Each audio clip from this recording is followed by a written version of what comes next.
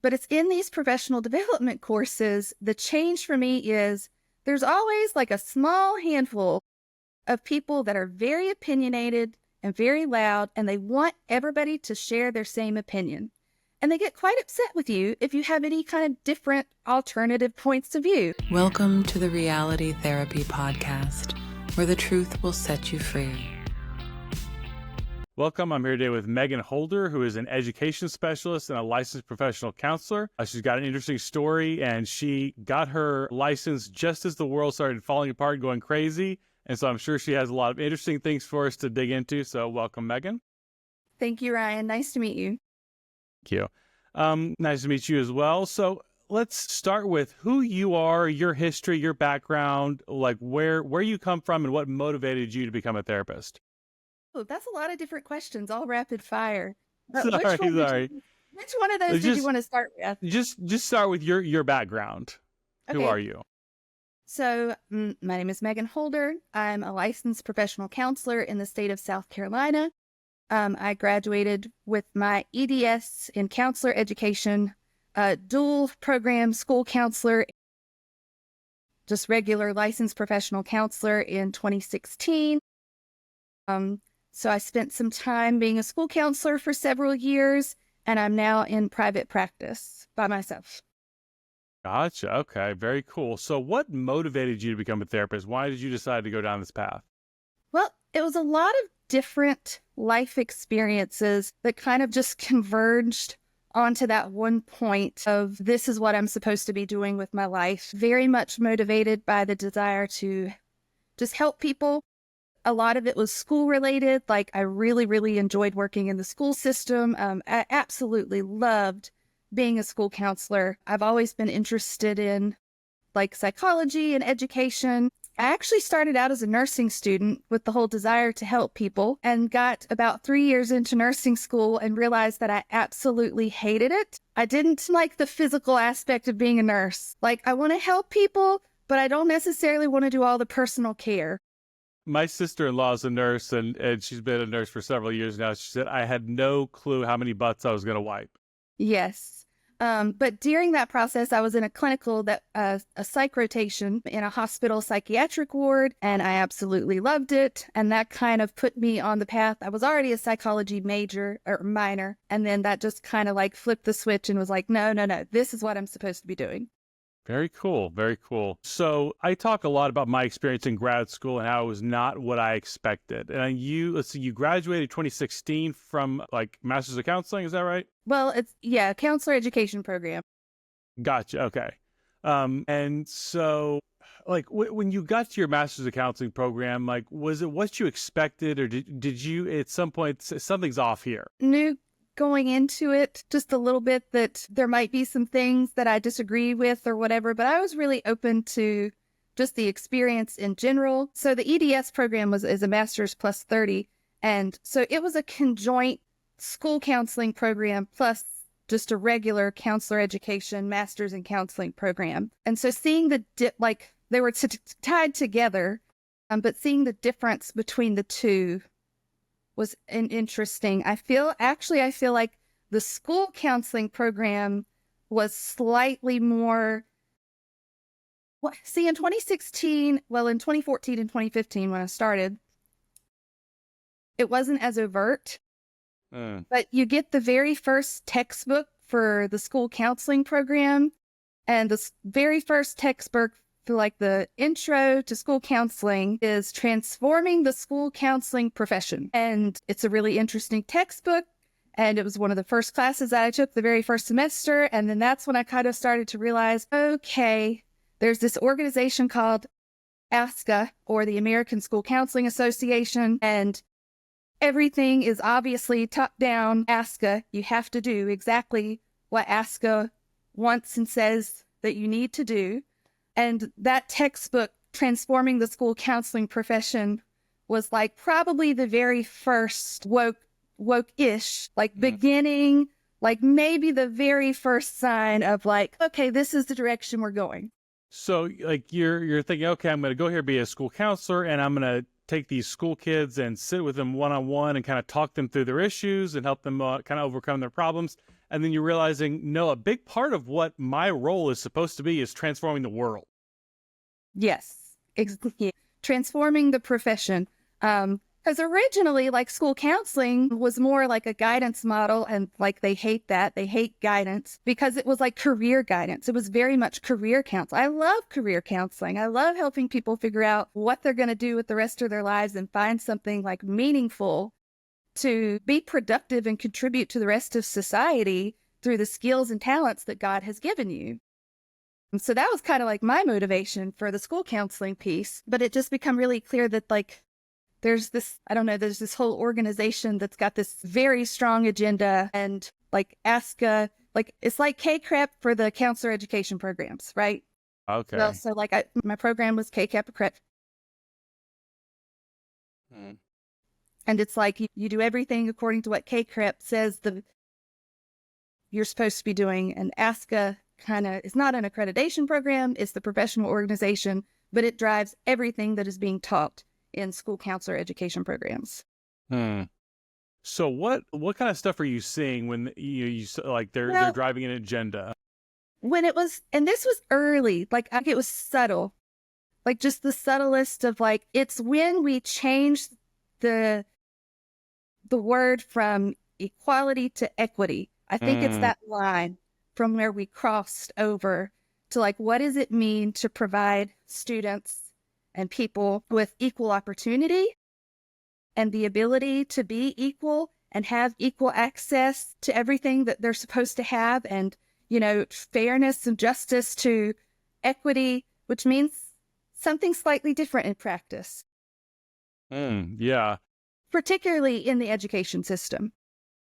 Like, to me, you know, equality is a very easy thing to grasp. Everybody from the time you're like 2 years old grasps equality. Treat everyone the same. But equity forces you to do like a more complex calculation in your head. You say, you know, is this person privileged or oppressed? And that's how I need to respond to them, you know, based on that knowledge. And so how does that play out into the school counseling side of things?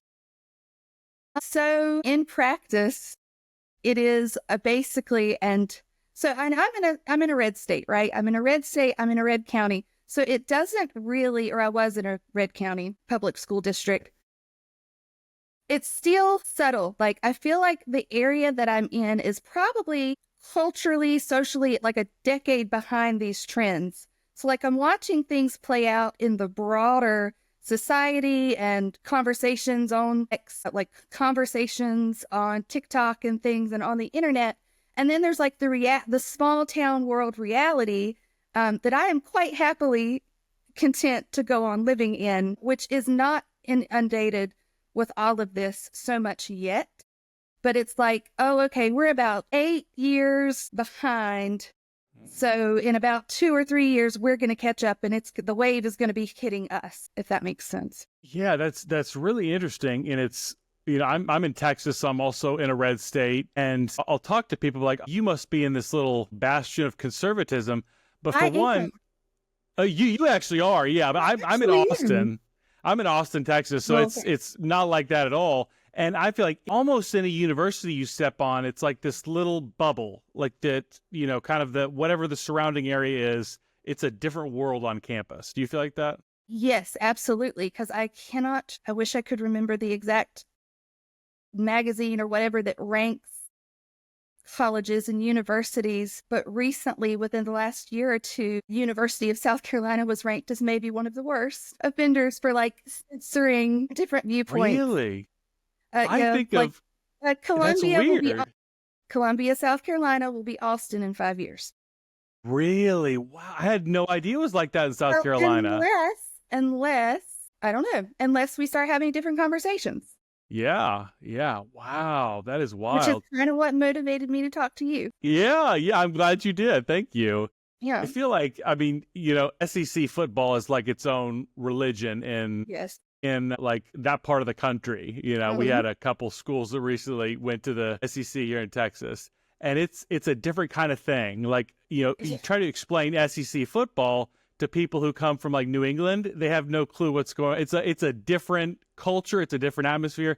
And I feel like it's like that type of mentality, this whole different unique ecosystem that's almost like a cult. That's how it is in a lot of academia. That's how it is in the counseling program. And you can't explain it to people outside of that. Even just the regular ed programs. So while I was in grad school, I actually worked as an academic tutor for the football team, which I absolutely loved. And there was a football, I don't even know what the major was, but it was a player who was taking a course.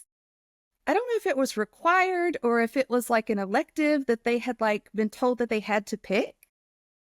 And this poor guy, he's a football player, and he is taking a class on like feminist literature.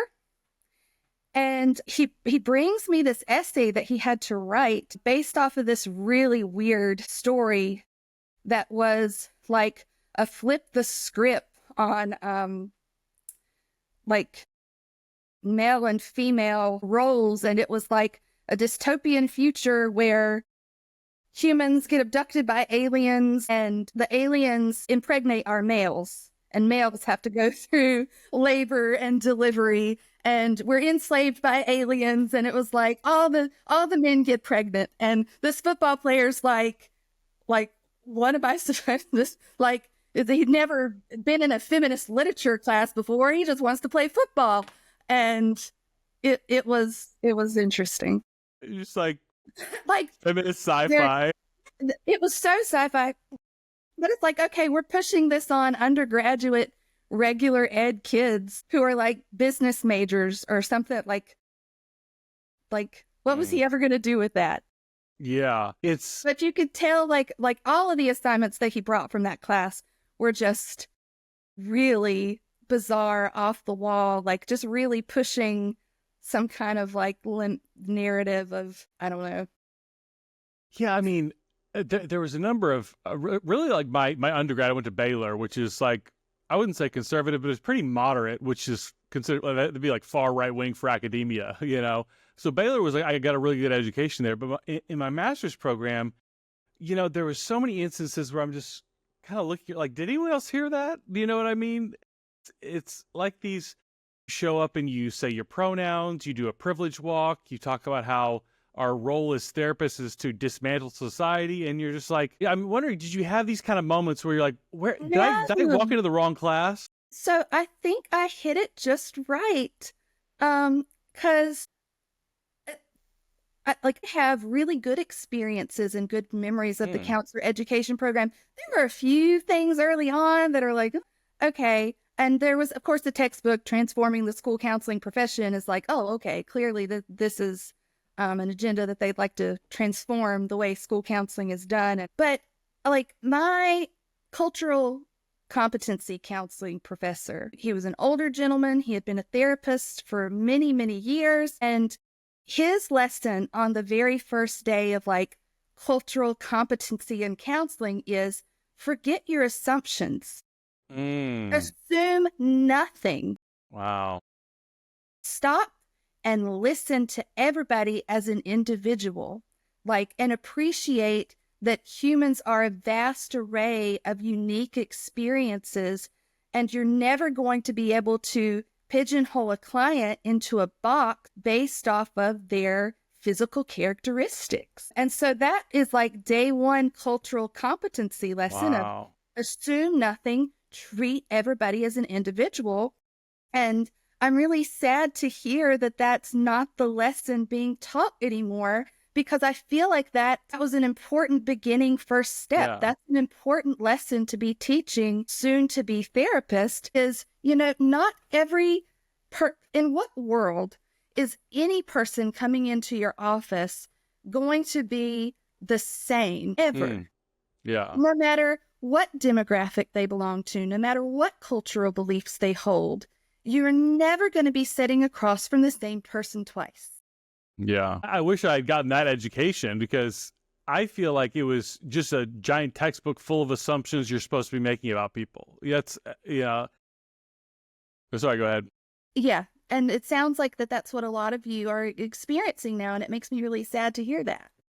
Yeah. I mean, I don't know, like we're like treating people like an individual and having curiosity about them as a unique human being seems like the foundation for multicultural competencies. And I'm thinking of these just like really lazy stereotypes that they tell about people. And I have this one black friend who's always laughs at like people trying to put him in a box. He's like, I'm gay, I'm black, I'm Muslim, but I love bacon, and I'm really big into anime. It's like there's all these, every person has this unique story, you know, and it's so frustrating and I would say offensive to put people in a box like that. Yeah.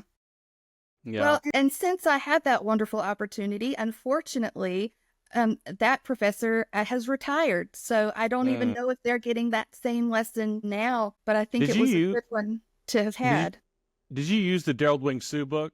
No. Do you know? Okay. That's where I think a lot of things changed. I remember having a textbook for that class. He was a really good, high quality, old school professor. Okay. And I don't even actually remember if we used a textbook for that. We had, what they had us do was actually go out and interact with people of different cultures. Really? That's cool.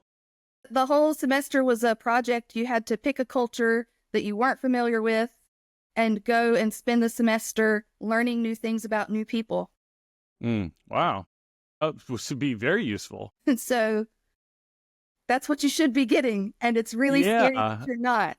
Wow. I feel like there was this kind of identity obsession around whiteness and stuff like that. And the conclusion was always you need to have far left-wing politics. But the idea of like how you would actually help people or relate to people from different cultures, we basically never covered that. Which, I mean, it's a tragedy, I think, because I think multicultural counseling is something you should have a very good class in. Like, it's something that does matter. And I don't think it was taken seriously because of the political bias of the program. Yeah. And that's unfortunate because I guess you miss out on a lot of that. Like, yeah, you can go pick a culture and find a way to be like involved in it, something you're not familiar with, and then spend the whole semester kind of like integrating yourself in that world, learn something new about some new people that you've never met before, and then come back and bring it to the class and tell the class how you would work with clients of that variety. Yeah. And so like we had students go to a mosque all semester, go to, I went to Shabbat services all semester. Wow. And we had somebody find a Wiccan community and people and like even just various demographics within the area, just whatever wasn't your original culture, go find and meet and interact with somebody different than you. That is really cool. So it was a great class. I wish more people could have experiences and opportunities like that. Yeah, that is really cool. I mean, I think we're being robbed by not getting classes like that. So what, you got licensed in 2018, is that right? Or 2016? Well, I graduated in 2016. I just spent the first 2 years being a school counselor. I absolutely loved it, but I realized that there's also different goals that I have for my life. And like, that's a piece of me, but it's not all of me. And, I'd passed the national counselor exam. I had the ability to go on and be fully licensed as a counselor. And I thought that that was definitely not an opportunity that I wanted to pass up. So in 2018, I started as an LPCA, going through the process of supervision, working at an agency, and becoming fully licensed. Was there, because I mean, it sounds like you had a good experience with your education and the early part of your career seemed like really positive. Was there a moment when you're looking at the field as a whole and like something's different, something changed here, something's off? Did you have one of those kind of moments? It's kind of around COVID, because that is when the education world changed. And like just since then, just since leaving graduate school, just the multitudes of interactions that I have had in professional development courses. So it wasn't, for me, it wasn't a top-down, like your professors are pushing an agenda, but I pretty quickly realized I was one of the very few, I'm kind of like conservative libertarian. I kind of float between the two, that I was one of the very few students in my class that identified as a conservative libertarian-ish kind of person, that a lot of my peers thought very differently from me. And so I started actually getting more peer pushback than professor pushback in grad school. but I think it was just the timing. And since then, it's just been professional developments where I'm sitting in a professional development course with a bunch of other either school counselors or therapists, because I take both professional development. Actually, now I've just switched to being an LPC. I don't know when or if I'll ever get back into the school system, but we'll see. But it's in these professional development courses, the change for me is there's always like a small handful of people that are very opinionated and very loud, and they want everybody to share their same opinion. And they get quite upset with you if you have any kind of different alternative points of view. And so like I'm sitting there listening to the loudest peer in the room talk, and I'm kind of noticing that I'm not the only person in the room because of my area. Like, I'm not the only school counselor who thinks and feels the way I do. I'm not. I'm around a bunch of other reasonably moderates, independents, conservatives, libertarians, who don't necessarily agree with the opinions, but we're all just sitting there kind of really quiet. We just nod our heads and go, yeah, okay, and then go on about our lives. And I feel like as these experiences have progressed, the people who feel free to talk about their political opinions, and really I'm kind of a more like, school counseling shouldn't be political, but like what we're doing in public schools shouldn't be political. We should be providing basic education to the public, children of the public. I don't think that therapy should be political. I don't want therapy to be political. I have really liberal clients. I have really conservative clients. I have Christian clients. I have atheist clients. I have Buddhists. Like everybody, I love working with the great group of diverse people that I get to work with. But it's like in these trainings, people are only one group of people who are not apolitical are trying to take over the conversation and make it political.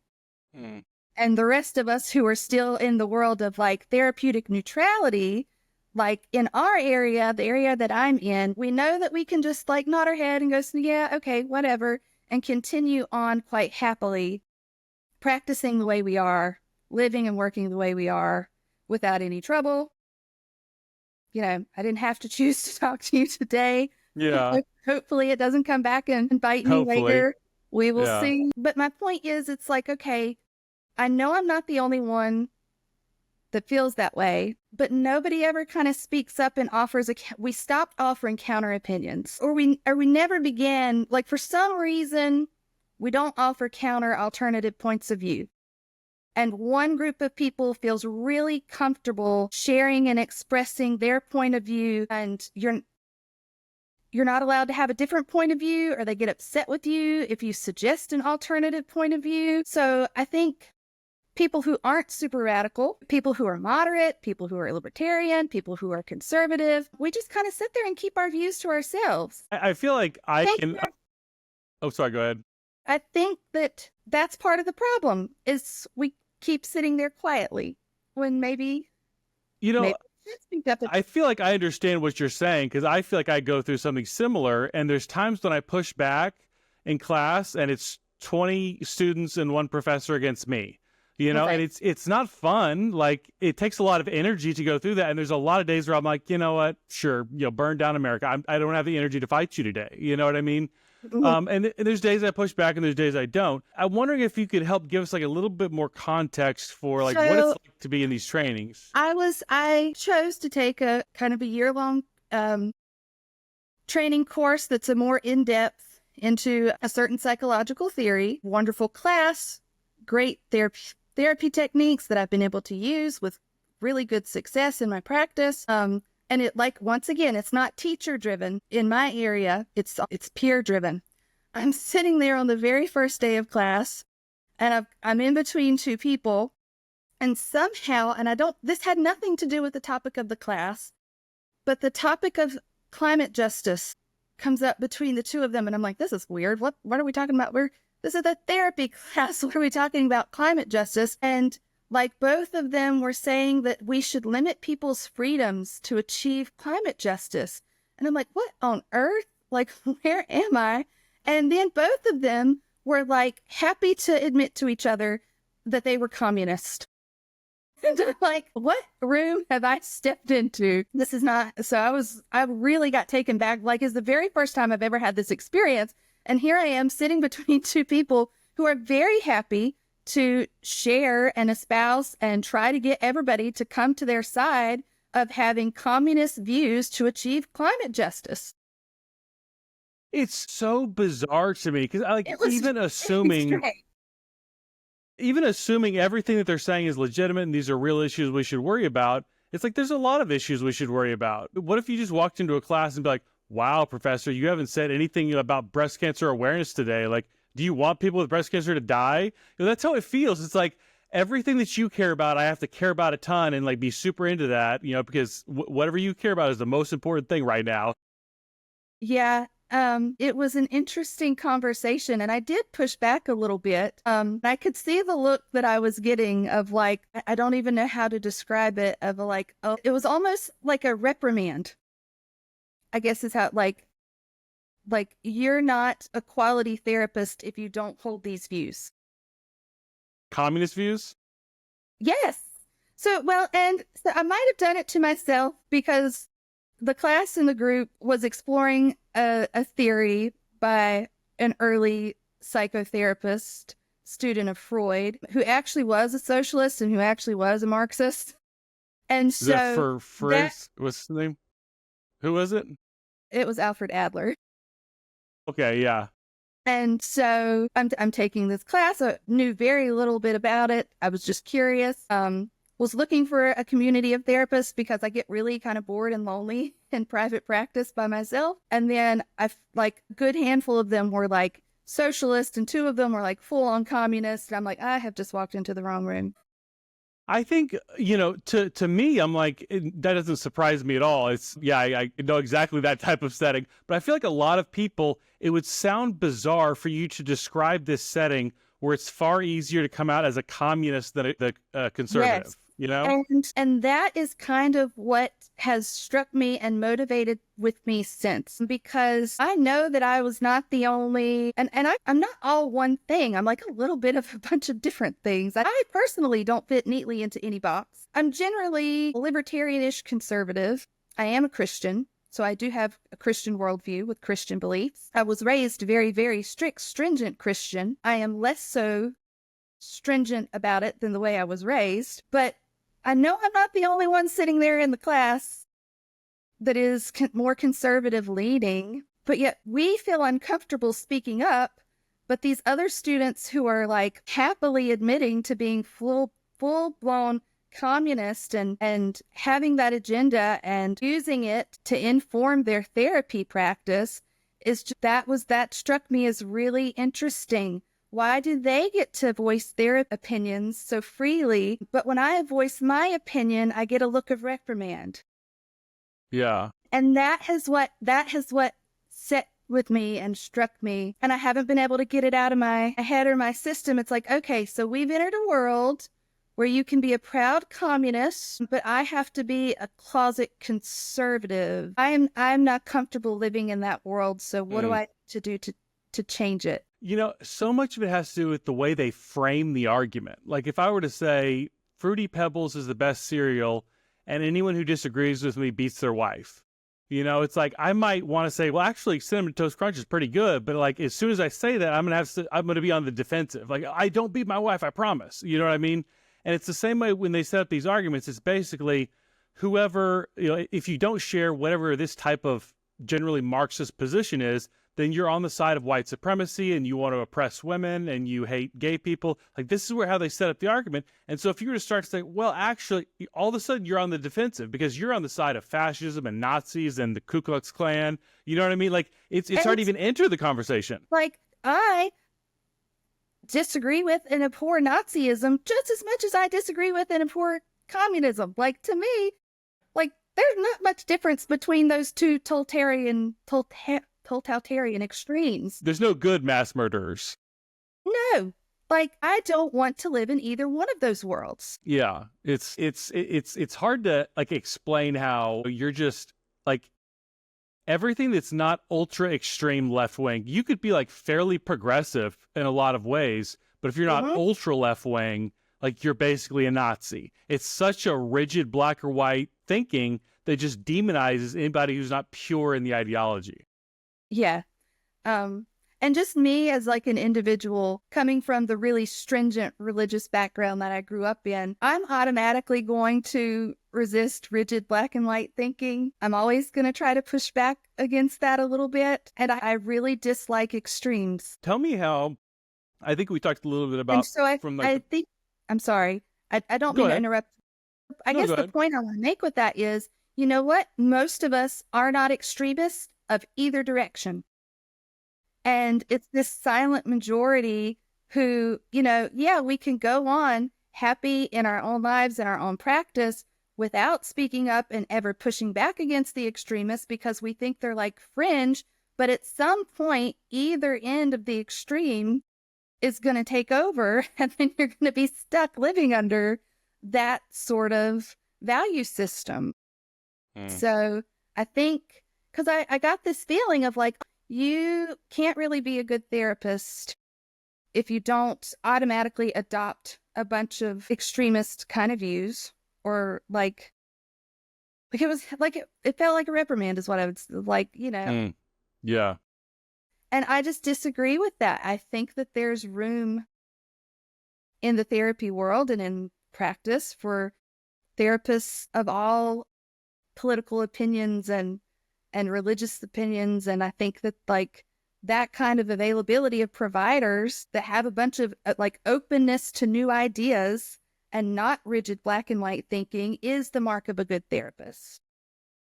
So you're saying we should allow people to become therapists even if their politics are to the right of Stalin? See, that's where my libertarian sense fails me. It's like, oh no, yeah, I can't do that. That's dirt. So then the question becomes, how do we self-correct? How do we stay in this nice, happy, comfortable middle without going too far?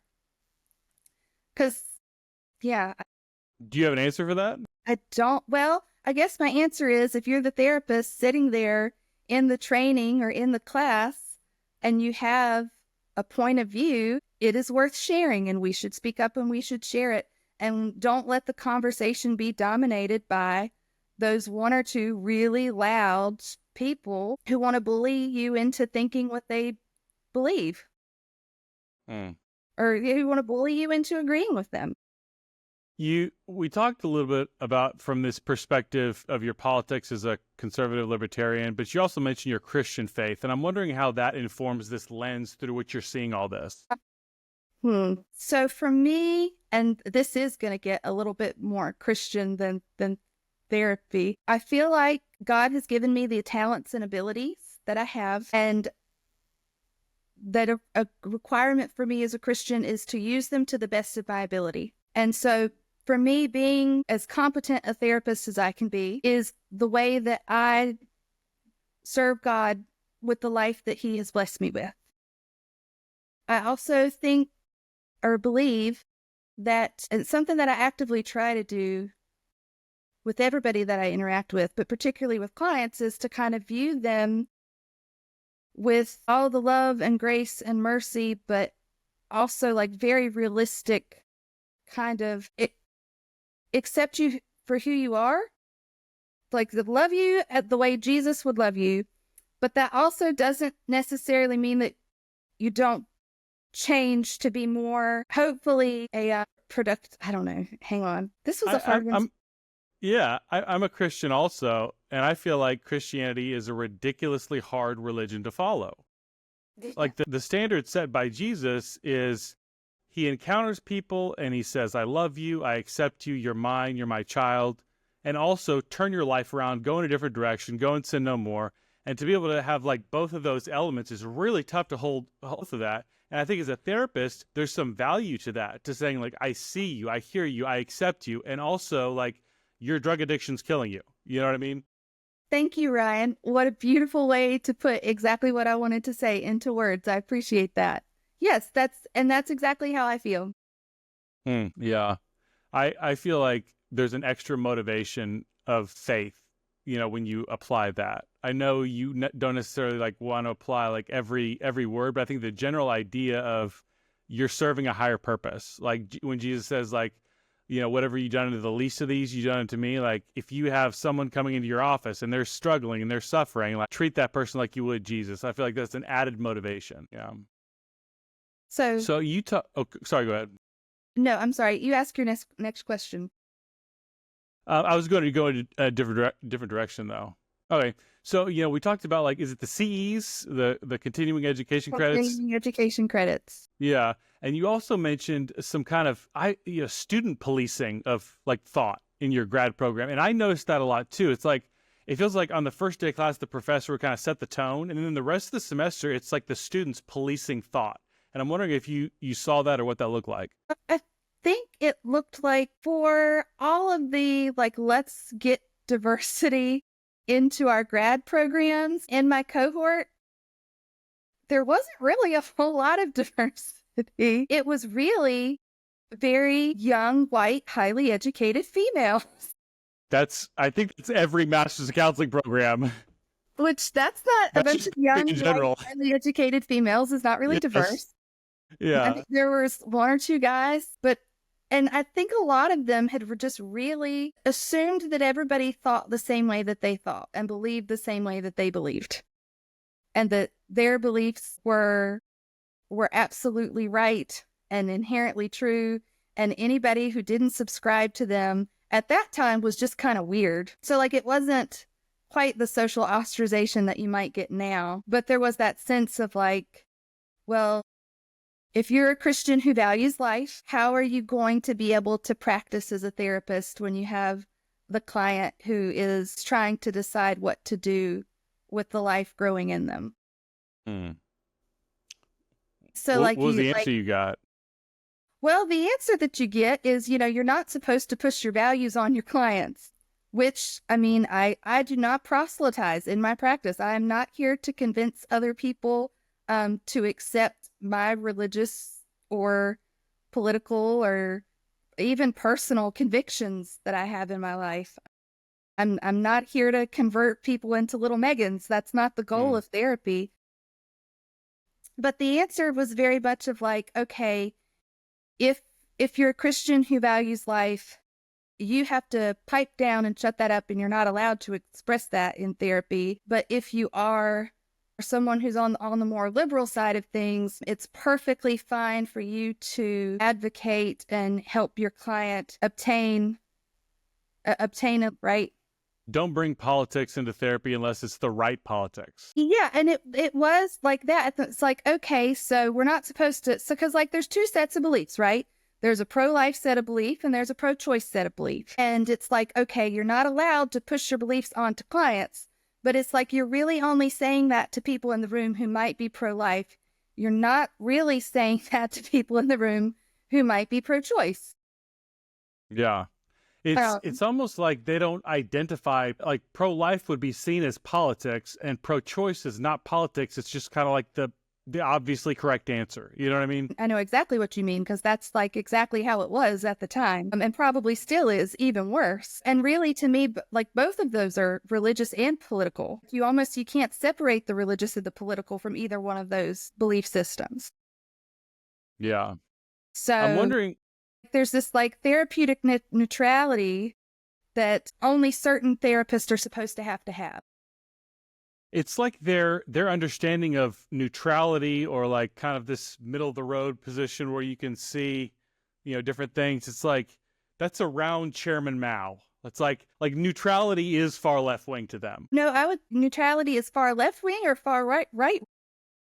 No, I think their version of I'm not putting a thumb on the scale, I'm not doing it, their version of I'm not being political is to be basically an identity obsessed Marxist. Is that's non-political to them. Okay, so that's where we are now. Yeah. Yeah, we were getting there before because it was apolitical is really your moderate Democrat, right? Yeah. And therapeutic neutrality would be a good moderate at the time, 2016. Yeah. A good therapeutically neutral therapist would be a moderate Democrat at the time. Yeah. So, and to me, that's not quite therapeutically neutral because that's still a thumb on the scale. And I made that argument, and it was not well received. Yeah. I'll put it this way. The new Progress Pride flag with the racial stuff and the trans stuff, all the stuff on the big, Pride flag, it's just an explosion of colors. That pride flag. It's the same pride flag. It's on every door of my professors. Like, you go down the hall, every door has the exact same pride flag. And it's like, this is like the requirement of the regime, basically. So, and I guess the problem with that is there's so many different points of view represented in that. At some point, they collapse in on each other. And it's we're like, seeing that. how do you support all of these things without alienating any of the one? And so it becomes an impossible test to pass. Yeah. Right. I'm wondering, you kind of described that bias perspective that you're seeing, with therapy as it pertains to the abortion question. I'm wondering if you see any of that type of mentality when it comes to gender affirming care, gender identity issues. Even more so. The abortion one's the more politically correct one to discuss. It's the example you can still actually use. Yeah, like it's even more so. So in one of my more recent trainings, there were 2 or 3 very, very vocal activists. I thought it was interesting because we did this kind of get to know each other activity. And then we had to like introduce the person that we got to know. And one person was like, what I learned about this individual is that they're very politically active. And then You? No, about the 2 or 3 in the class that were very strong proponents of affirmative care. Yeah. Yes. And like it kind of become clear that there are plenty of us in the room who are not politically active. And there are 2 or 3 of us in the room who are very much more on the conservative side of things. And then as soon, like very first class, right out the gate, politically activist therapists announce their politically activist views that aren't really relevant to the class at all. And then it's like, okay, we've set the tone. These are the views. And then the rest of the conservative therapists in the room are like, okay, we're just going to keep our mouth shut and keep our head down and go on about business as usual. And y'all have fun with that. And I would say that's part of the problem in the therapy world and in the therapy field is that one small, very vocal minority gets to set the tone for what the point of view gets to be. And then alternative views are, and maybe it's just because of the area that I'm in. It's like, okay, like there's no perceived benefit to speaking up. Yeah. And there might be some small risk to speaking up. Yeah. Or maybe even a major risk. Who knows? Yeah, like losing your license or something. Yeah. So how do they frame it with the gender identity question? Like, how are they framing this conversation before it starts? Clarify your question, please. Okay. So, I'll give you one example. In my program, a professor was going off about how terrible the state of Texas is because they're limiting the use of puberty blockers for minors and all this kind of stuff. And then one woman in the class raised her hand and says, well, what if a kid goes on puberty blockers, cross-sex hormones, and then later changes their mind and like they regret their decision? And the professor goes, I never thought about that. And it's like, there's this mentality of I know what the correct answer is, even if I don't know what the issue is, if that makes sense. Okay. Yes. So there were a small handful of very politically activist therapists, and they are very, very strong proponents of affirmative model. And the frame is if you don't affirm, then you're not properly practicing as a therapist. It's like it's abusive, how they frame it. Yeah. And then there were a few others who really didn't know much about the issue, hadn't really had much experience with it. And then it's like the activists will spout all of their talking points of all the positive perceived benefits, which are really just like people feel better temporarily for a short amount of time. And one therapist was like, yeah, I've really seen that. And like, that's how they got her in the boat of this is what we should do all the time. Because what they're seeing in their offices is, oh, wait, I get this really great short-term spike of benefit. And then anybody who disagrees that, okay, yeah, you might be seeing a short-term spike of benefit, but what if you ask the question, okay, what is that going to look like in 5-10 years? Well, that's foreboding. Yeah. It's not a I'm question wondering that you're, if you, sorry, go ahead. that's not a question that you're really allowed to, and that's No. like allowed. It's like it's peer to peer saying, it's like, it's not even top down. It's not even from the instructors of the class. So like, I don't get, I mean, I guess I do get why people with different points of views, disagreements of like, okay, wait a minute, what if this does cause harm? Yeah. What about the people who are coming out and saying that this has severely damaged their bodies and ruined their lives? And like, what about those voices? What about those detransitioners and what they're saying? I'm Like, wondering. I think as a good therapist, you have to be like, okay, like what happens when I get a detransitioner client in my office? What is that conversation going to look like? How do we prepare for that?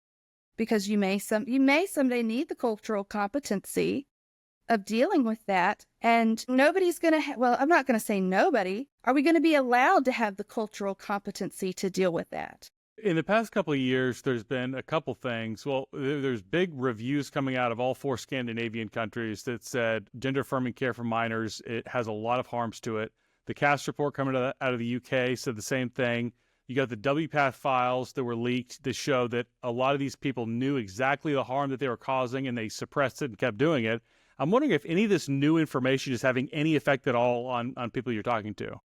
No, because actually it is quite in South Carolina right now, there's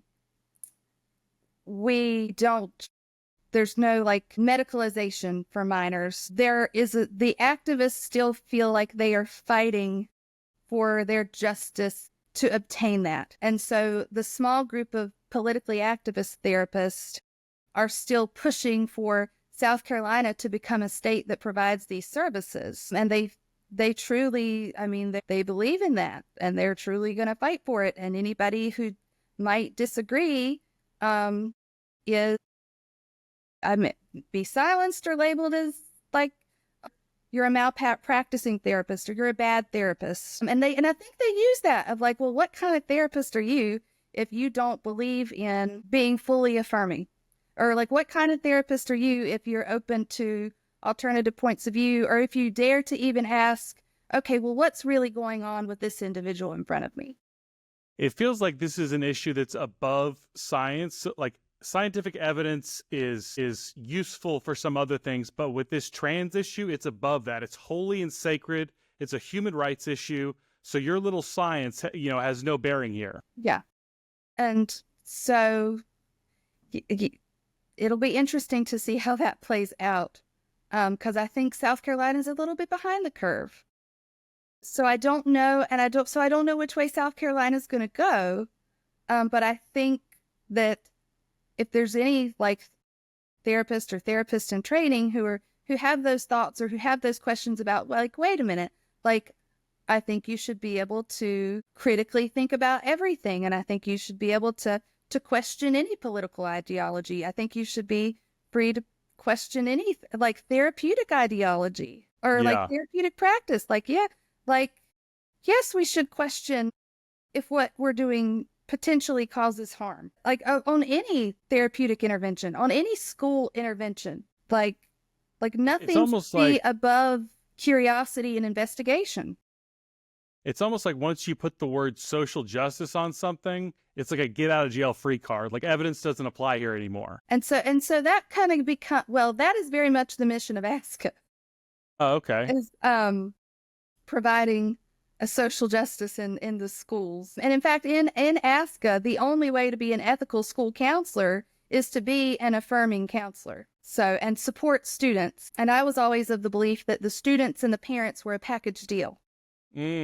Which made me maybe an unpopular school counselor at times with district or administration. Like, I don't, just for me, like, yes, there are some terrible parents that children need to be protected from, but on the whole, parents, like the top advocate for children, like their own children, and parents and children, the family unit is the core starting unit of society. And like they're a package deal. I don't believe in the whole like, oh, we're going to protect the student over the needs and wants and desires of the parent. I think that is a problem. So we talked a lot about issues in the counseling profession, problems that we're dealing with, grad school, continuing education credits, what it's like interacting with other professionals. How do you save therapy, or how do we right the ship and turn it in the right direction? I don't know. It's a question that I've been asking a lot. It's a question that I ask myself. It's a question that, that's how we found each other. It was a question that I was reaching out and asking you. I think the start would be, like, I had this experience where I was in this class with these peers and was just basically told that, or like a couple experiences through various continuing education programs, to where, like, if you don't think or believe the way everybody else thinks and believes, then you don't need to be a therapist. Like, and it was like, these are the set of beliefs. Like ASCA says, you have to be affirming and you have to support the child over the family as a unit. That if you find yourself as a therapist who kind of feels like you're being told you don't belong to be a therapist, that you should speak up and share, like, your opinion more. I think just more people having more conversations is maybe the start.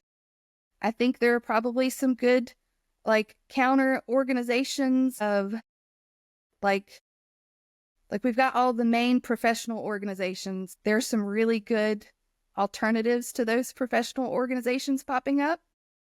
Maybe more people jumping ship and joining those. Like, I'm not a member of the ACA. I'm not a member of ASCA, but there's like the Open Therapy Network and things like that. So maybe being a part of those and growing those, maybe that's the way to salvage it. I love that. I'll add critical therapy antidote to that list as well. So I think just be like, if you're being bullied into like, oh, you're not a good counselor because you don't share our beliefs, that maybe that's the time to speak up. And maybe that's the time to be brave. I want to focus on that for a second. So you took a big courageous step coming here to have this conversation. Yeah, still a little nervous about it. It's okay. It's okay. Imagine someone who's in a grad school classroom or in a continuing education credit course. They're there and something really that like upsets their spirit is said. And it's like, I want to push back, but gosh, I don't want to be called a racist today. I don't know if I have the energy to be called a bigot today. What would you say to that person? Well, I would say, like, I just wholeheartedly reject that premise. Like, if somebody says that about me, like, I absolutely reject it, because I know that I am not racist and I just refuse to accept that label being put on me. It's not true. And like, I'm sure not a Nazi, good Lord. So like, no, so like when those like hurls and insults are like getting thrown out, just like, that's absolutely false, and just wholeheartedly reject it because it is not true. And I don't know how well that works. It's not true. So I refuse to accept it. Does part of you feel like in this field, because I feel like there's been a growing, like these organizations you're talking about, there's a growing number of us like you and me who are speaking out. Does it feel like we've reached a tipping point in some way? I do hope so. That's my hope. I think so. I think as like we're maybe in a moment where some of the more even moderates and conservatives and libertarians can maybe feel like there is a little bit more room to speak out. Like there is a little bit more air in the room. We have a chance here where there's some more room to breathe, and there's some more room to be like, okay, this is, I think we need to start sharing what we believe more adequately. And I guess I struggle with that still, of like, this is what I think and this is why I think it. And like kind of building the case for like, there's good, like conservative views are not inherently hateful views. For some reason, we've let people tell us that they are, or make us believe that they are. And so we keep quiet in a professional training.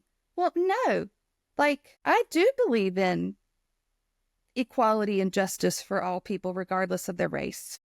Like I do believe in treating people as unique individuals and loving people with the love of Christ, like, and not like prejudging them. Like, those are things that I believe in, and those are things that I think are good things to believe. And there is nothing racist or hateful or bigoted about those things. And so I just wholeheartedly reject the assertion that they are. I think it was Thomas Sowell. You know Thomas Sowell? Mm-hmm. I love this quote by him. He says, if you believe everyone should be treated equally regardless of race, 50 years ago, that would have made you a radical. 25 years ago, that would have made you a liberal. And today it makes you a racist. It really shows how much we shifted. Yeah. It's a very true quote by him. Yeah. I have one final question for you, and this is backing up a little bit more broad. In terms of society generally, what is one thing that we're not talking about that we should be talking about? Ooh, that's a tough one. That we're not talking about that we should be talking about. Gosh, I don't know. I'll need more time to think about, because I think we're talking about a whole lot. I think we're trying to like have these conversations. But if you're on the internet, I'll put it this way. Here's the problem. Let me put it this way. Go ahead. I've thought about it, and an idea has occurred to me. We're having all of these conversations virtually. We're having all of these conversations not with our neighbors in our communities. And so we're having these we're hashing them out on X, and we're making short clip TikToks of our opinions.